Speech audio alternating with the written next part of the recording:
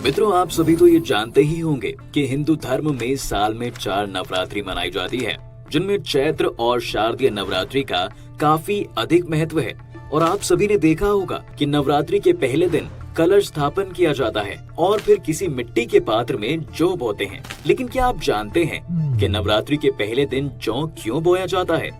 अगर नहीं तो इस वीडियो को है कि जौ बोने की परंपरा शाकंभरी देवी से जुड़ी हुई है, जिससे जुड़ी कथा का वर्णन दुर्गा सप्तशती से किया गया है। दुर्गा सप्तशती के 11वें अध्याय में वर्णित कथा के अनुसार देवी और देवताओं की स्तुति से प्रसन्न होने पर शाकंभरी देवी सभी देवी देवताओं से कहती है कि देवताओं, जब पृथ्वी पर 100 वर्षों के लिए वर्षा रुक जाएगी और पानी का अभाव हो जाएगा, उस समय मुनियों के स्तवन यानी स्तुति करने पर मैं पृथ्वी पर अयोनिज रूप में प्रकट होंगी और अपने 100 नेत्रों से मुनियों को देखूंगी। अतः मनुष्य शताक्षी नाम से मेरा कीर्तन करेंगे। देवताओं, उस समय मैं अपने शरीर से उत्पन्न हुए शाकों द्वारा समस्त संसार का भरण पोषण करूंगी और जब तक वर्षा नहीं होगी तब तक वे शाक ही सबके प्राणों की रक्षा करेंगे। ऐसा करने के कारण पृथ्वी पर शाकंभरी के नाम से मेरी ख्याति होगी और ऐसा माना जाता है कि देवी के शरीर से उत्पन्न हुए शाक जौ ही थे और इसीलिए हिंदू धर्म में कोई भी शुभ काम जौ के बिना अधूरा माना जाता है। साथ ही ये भी माना जाता है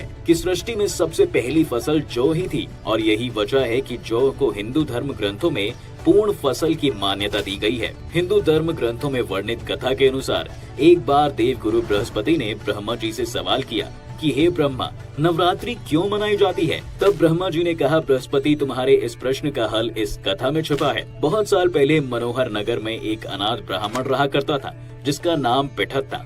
वह देवी दुर्गा का बहुत बड़ा भक्त हुआ करता था। युवा होने पर उसकी शादी हुई और फिर कुछ दिनों के बाद उसकी पत्नी ने एक कन्या को जन्म दिया जिसका नाम सुमति रखा गया। जब उस कन्या को ज्ञान हुआ तो जब भी पिठत देवी दुर्गा की पूजा अर्चना करता, वह कन्या वहाँ बैठी रहती। लेकिन एक दिन वह कन्या देवी दुर्गा की पूजा में बैठने की बजाय अपनी सहेलियों संग खेलने चली गई। यह देख पिठत अपनी पुत्री पर क्रोधित हो गया और उसके पास जाकर कहने लगा, रे दुष्ट, आज तुमने माँ दुर्गा की पूजा क्यों नहीं की? इस अपराध के लिए मैं तेरी शादी एक कुष्ठ रोग से ग्रसित युवक से कर दूंगा। पिता की बातें सुनकर सुमति को बड़ा दुख हुआ, लेकिन वह अपने पिता से बोली, पिताजी, मैं आपकी पुत्री हूँ और आप जैसा चाहें वैसा कर सकते हैं। अगर मेरे भाग में कुष्ठ रोगी पति ही लिखा होगा तो मैं क्या कर सकती हूँ? क्योंकि जो इंसान जैसा कर्म करता है उसे वैसा ही फल प्राप्त होता है। क्योंकि कर्म करना मनुष्य के अधीन है पर फल देना ईश्वर के अधीन है।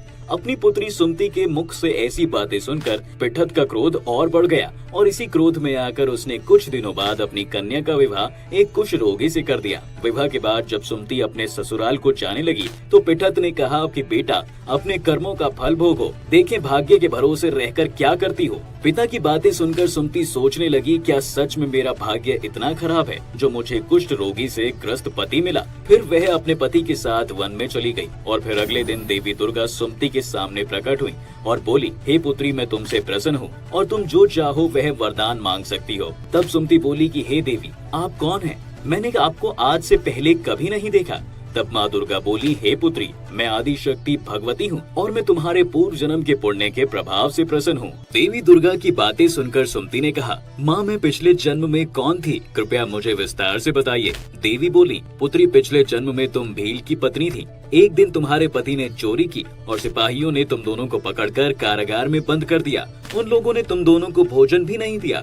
उस समय नवरात्र का दिन चल रहा था और तुम दोनों ने नवरात्र के दिनों में कुछ भी नहीं खाया और न ही जल पिया था, जिस कारण अनजाने में ही सही लेकिन तुम्हारा 9 दिनों तक नवरात्र का व्रत हो गया और उसी व्रत के प्रभाव से प्रसन्न होकर मैं तुझे यहाँ वरदान देने आई हूँ।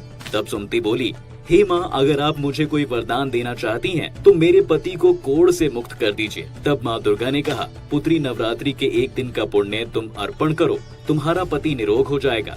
फिर सुमति ने ऐसा ही किया और उसका पति निरोग हो गया। यह देख सुमति देवी की स्तुति करने लगी। सुमति की बातें सुनकर देवी बहुत प्रसन्न हुई और फिर नवरात्र व्रत की विधि विस्तार से बताते हुए कहा, हे पुत्री, नवरात्र में 9 दिन तक विधि पूर्वक व्रत करना। यदि दिन भर का व्रत न कर सके तो एक समय भोजन करें। विद्वान ब्राह्मणों से पूछकर घट स्थापन करें और महाकाली, महालक्ष्मी, महासरस्वती देवी की मूर्तियां स्थापित कर उनकी विधि विधान पूजा करें और पुष्पों से विधि पूर्वक अर्घ्य दें।